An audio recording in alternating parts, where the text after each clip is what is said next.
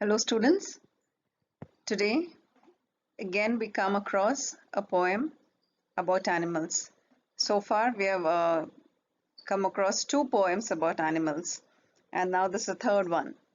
So here this poem is written by Walt Whitman and here in this poem he reflects on the qualities of animals compared to human beings. So he's compared animals and human beings. So, what are his comparisons and what does he feel about animals and human beings? Why has he compared? Is this poem all about? So, first, let us learn about Walt Whitman. So, Walt Whitman was an American poet, essayist, and journalist. A humanist, he was a part of the transition between transcendentalism and realism, incorporating both views in his works. Whitman is among the most influential poets in the American canon, often called the father of free verse. He was born on 31st May 1819, West Hills, New York, United States, and he died on 26 March 1892, Camden, New Jersey, United States. And his poems or important works are Leaves of Grass, Song of Myself, of Oh Captain, My Captain, and many more. And his awards, which he received for his works, are Golden Kite Award for Picture Book Illustration. So here, um, as you can see, Walt Whitman was an American poet. He was a very good essayist and a journalist also. And he was a humanist who believed, in the well-being of humanity or, in the reality of humanism. But at the same time, this transition where he, between transcendentalism is something where you believe in your senses or in your intuitiveness rather than any scientific knowledge that this was a philosophical moment in in that point of time at that point of time and realism, yes, where reality matters more. So influencing and incorporating both these views in his works were seen, and Whitman is among the most influential poets in the American canon. So among all the American poets, Whitman's poetry was very influential, which used to sort of transform people by reading the poems.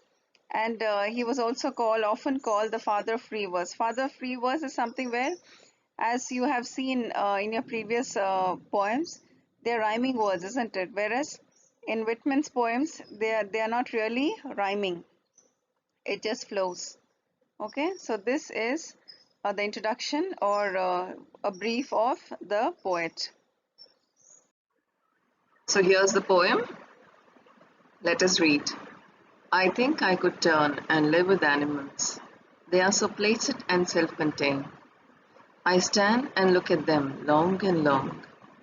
They do not sweat and whine about their condition. They do not lie awake in the dark and weep for their sins. They do not make me sick discussing their duty to God. Not one is dissatisfied. Not one is demented with a mania of owning things. Not one needs to another, nor to his kind that lived thousands of years ago. Not one is respectable or unhappy over the whole earth. So they show their relations to me, and I accept them. They bring me tokens of myself. They evince them plainly in their possession. I wonder where they get those tokens. Did I pass that way huge times ago and negligently drop them? So here very clearly we can see that the poet has a very good impression or a good opinion about animals in such a way that he feels humans are much lesser in their attitude and character compared to animals. So very beginning, look at these lines. I think I could turn and live with animals. They are so placid and self-contained. Placid, peaceful, self-contained, satisfied. So he says, these animals, look at them. I mean, when you look at the animals, do you ever find them not happy with what they are? Do you find them complaining? So that's what he says. They are so peaceful in their own habitat, whatever it may be. Have you ever seen them complaining or saying anything? I stand and look at them long and long. So he just keeps looking at them because they are so happy in their own way. They just count their blessings. That's what he feels. They do not sweat and whine about their condition. They do not lie awake in the dark and weep for their sins. They do not make me sick discussing their duty to God. So what does he say? These animals, they don't really sweat and whine about their condition. What do you mean by that? See, we humans, we work hard, isn't it? So when we sweat is nothing but when we work hard, work very hard in our life. And we whine about, what do we win about? When we work hard and when we don't get the results for our hard work, we complain, we feel bad, or we cry about it. That's what is mainly the meaning of win. We cry. So here he says, have you ever seen animals, where they're sweating and they're crying about their condition? No. And then he also says, we human beings, what do we do? When we falter, when we make mistakes, sometimes we're not able to come over it, and we're not able to forgive ourselves sometimes, or we feel guilty of what we have done. So we don't sleep and we feel bad and we repent, crying for what we have done. So he says, they do not lie awake in the dark and weep for their sins. So that's what. Crying at night, dark is nothing but night, and weep to cry. Sins are for the mistakes. So, have you ever seen any animal which is awake all night and crying for their mistakes or sins? They do not make me sick discussing their duty to God. So he says, I don't really look at animals where they are discussing their duty to God. Now, what does he mean here?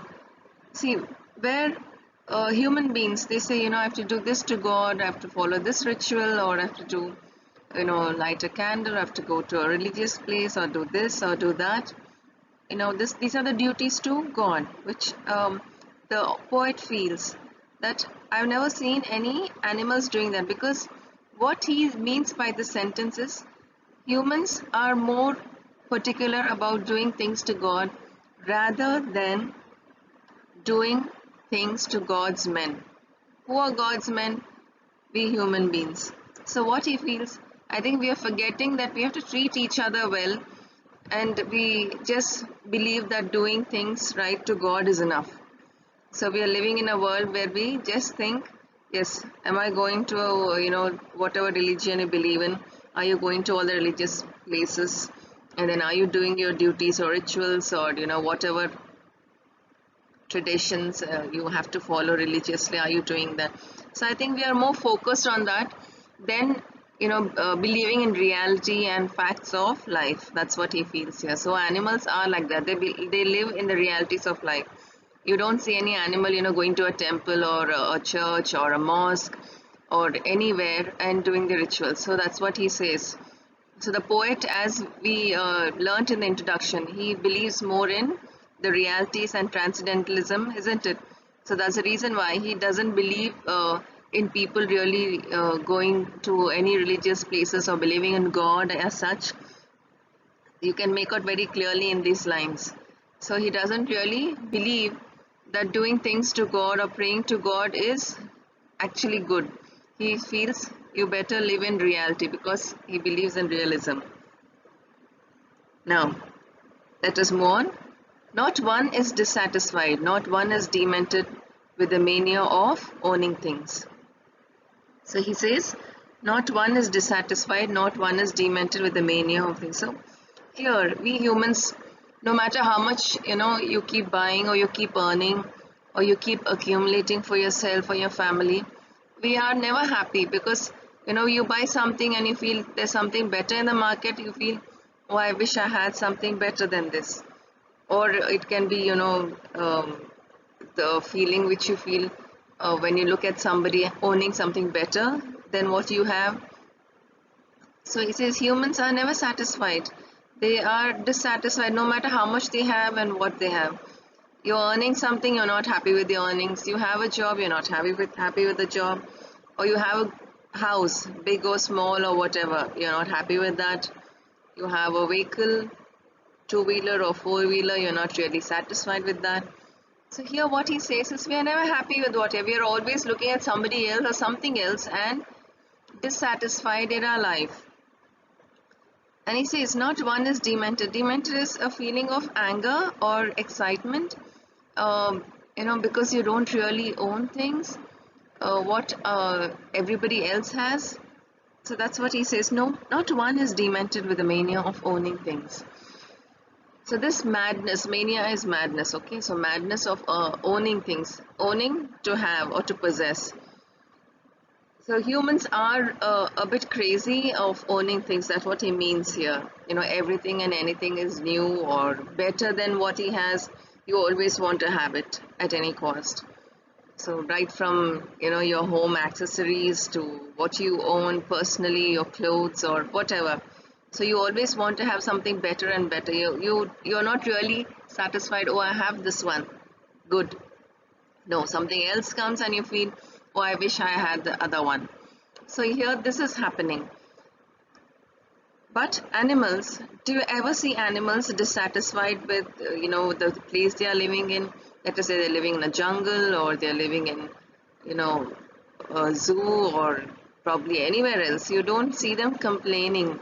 You don't see them getting mad of having something. So he says animals are so happy with what they have. They are just satisfied with their life. And then he says, not one kneels to another, nor to his kind that lived thousands of years ago. So he says, here what does he mean by kneel to another? See, we kneel down or we bow down to our superiors, our ancestors, or whom we believe are superior to us. And this is mostly our ancestors, and and he also here he means God. Okay. So again, he is mentioning how we bow down to our superiors who are our ancestors or to God and who lived thousands of years ago. Whereas animals, you don't see them doing anything of that sort. And then not one is respectable or unhappy over the whole earth. So what does it mean here? Not one is respectable or unhappy over the whole earth. So you don't see animals complaining why this earth is becoming this way or what to do. Have you ever seen them coming forward and telling you shouldn't be doing this or that? No. Whereas we humans, we always expect respect, we expect some position, and we are not happy with the way things are going on. We keep judging so many things or so many people around us, isn't it? So whereas animals don't do any such thing. So he says, so they show their relations to me and I accept them. So the poet says these animals, they come forward and they show their relation to me and I feel so happy because they are themselves. They're not trying to impress anybody. They're not crying about anything. They're not jealous or they're not judging. They are just themselves, happy in their world and not doing anything to anybody as well. So I think they are far better and I accept them because relations with them is much better for me. That's what the poet feels. They bring me tokens of myself. They evince them plainly in their possession. So what is this? What are these tokens of myself? So here, tokens of myself are nothing but, see, we human beings have the quality of simplicity, contentment, and innocence. But at some point of time, I think with this mechanism of life where we got into this, stereotype where you get up, you go to office, or you come back, or you go to school, you're not really enjoying every moment. Understand? We are not really happy with every moment. Like let us say when there was school. So you were coming to school every day, you were spending time with your friends, you were enjoying with them, and you had the teachers who had the physical classrooms, and it was so much fun. But I just have this. I mean, how many of you really valued every moment then? Isn't it? Did you ever feel, oh wow, I'm coming to school every day? I get to meet the teachers, I get to meet the friends. and I'm enjoying, I'm playing in the ground, I'm going to the library, or I go to the lab, or I'm having fun with the programs and with the celebrations at school. Did you ever value every moment? So, but it becomes like, since you're coming every day, you feel, sometimes you might feel, oh, I have to go to school today. Oh, this is a program which I don't like. Oh, I don't want to go to games today. So it can happen, like even we adults, when we are into our daily routine of life, sometimes you feel, oh, I have to get up today, or I have to do a breakfast today sometimes, or, you're not really enjoying every moment. Whereas you don't realize that some moments, when you don't have that in reality, you miss them. So, like in today's condition, we don't know when physical classroom will really start. So I mean, we miss those moments where we had physical classrooms, and as students, yes, the interaction with teachers or children coming to school was wonderful, isn't it? So now we don't have that because of COVID-19. So the situation which we are in, we never valued earlier, cherished every moment. It was just like a ritual, like a routine. You have to come to school and go, and you have to interact. It was just like a routine. We never enjoyed it. I hope you are able to understand. See, valuing every moment is different, and just coming and going is different.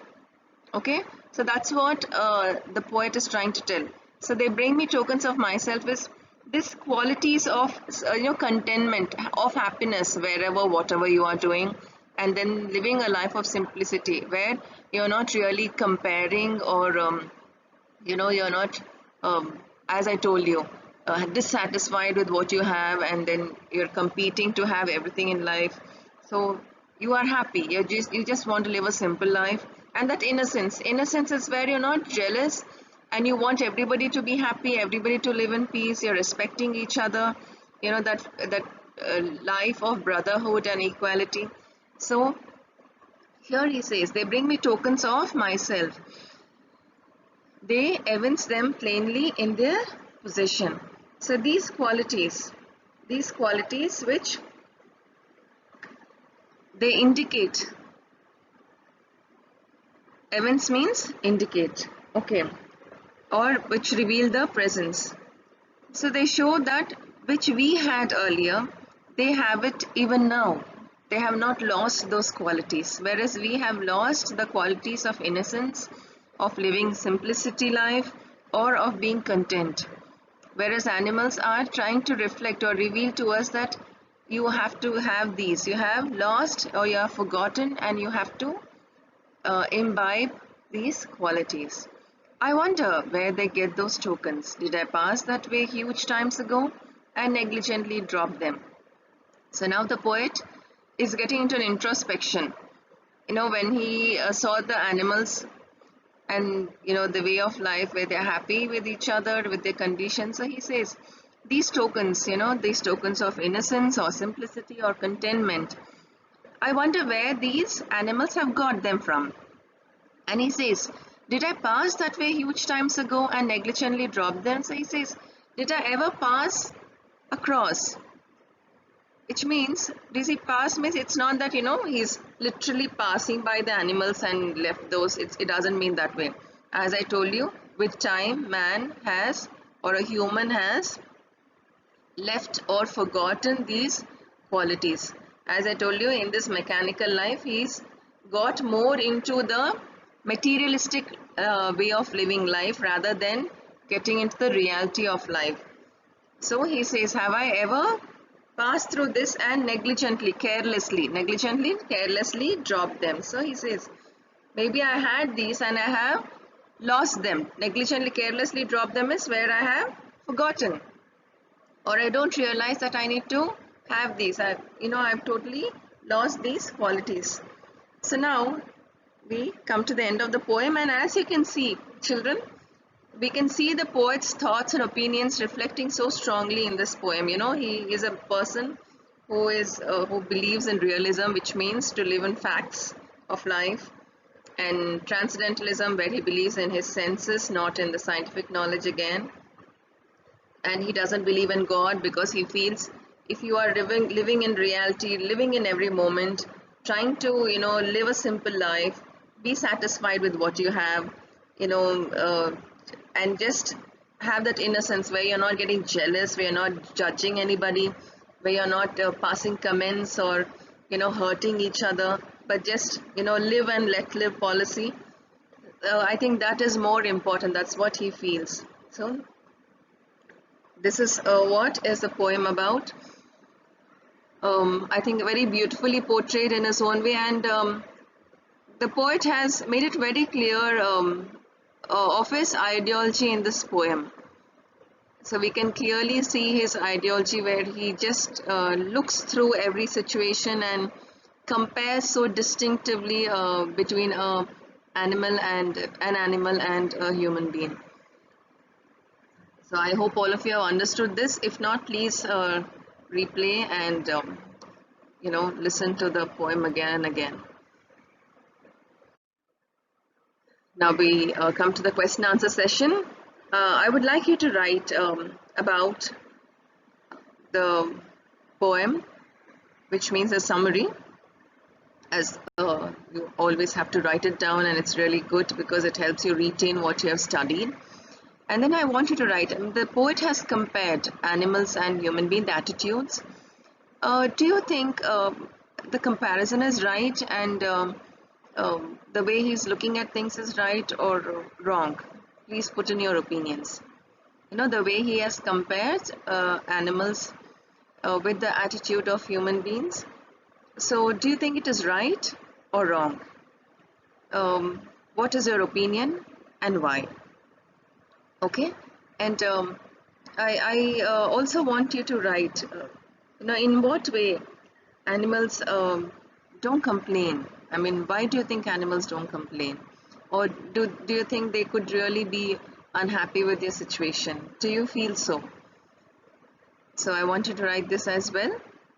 Okay, so there are three things for you to do. One is a summary and one is the comparison, right or wrong. You have to pen down your views and opinions and write on the reason also why you feel so.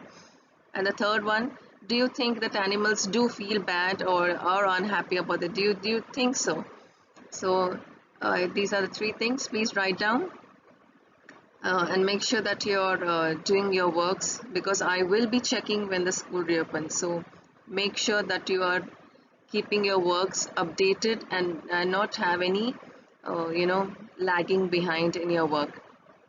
It's very important to do your works every day, because you just have your classes for half a day, so you are having loads of time.